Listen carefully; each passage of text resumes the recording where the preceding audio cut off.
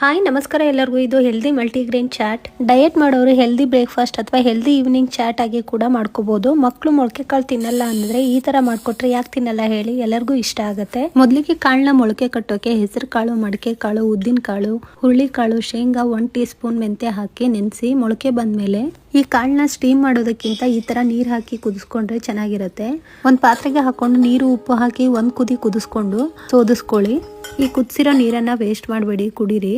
ಯಾಕಂದರೆ ಇದು ತಂಪು ಅಂತ ಹೇಳ್ತಾರೆ. ಹಾಗಾಗಿ ನಂತರ ಒಂದು ಪ್ಯಾನ್ನ ಕಾಯಕ್ಕಿಟ್ಟು ಅದಕ್ಕೆ 1 ಟೀ ಸ್ಪೂನ್ ಎಣ್ಣೆ, ಅರಿಶಿನ, ಖಾರದ ಪುಡಿನ ಹಾಕಿ ಫ್ರೈ ಮಾಡಿ ಅದಕ್ಕೆ ಬೇಯಿಸಿಟ್ಕೊಂಡಿರೋ ಮೊಳಕೆ ಕಾಳನ್ನ ಹಾಕಿ ಸ್ವಲ್ಪ ಹೊತ್ತು ಫ್ರೈ ಮಾಡಿ ಒಂದು ಮಿಕ್ಸಿಂಗ್ ಬೌಲ್ಗೆ ಹಾಕೊಂಡು ಅದಕ್ಕೆ ಈರುಳ್ಳಿ, ಕ್ಯಾರೆಟು, ಟೊಮೆಟೊ, ಕೊತ್ತಂಬರಿ ಸೊಪ್ಪು, ಚಾಟ್ ಮಸಾಲ, ನಿಂಬೆ ಹುಳಿನ ಹಾಕಿ ಮಿಕ್ಸ್ ಮಾಡಿ ಬೇಕಿದ್ರೆ ಸೌತೆಕಾಯಿ ಕೂಡ ಹಾಕೋಬಹುದು. ಮೇಲೆ ಸ್ವಲ್ಪ ದಾಳಿಂಬೆನ ಉದುರಿಸ್ಕೊಂಡ್ರೆ ಆಯಿತು.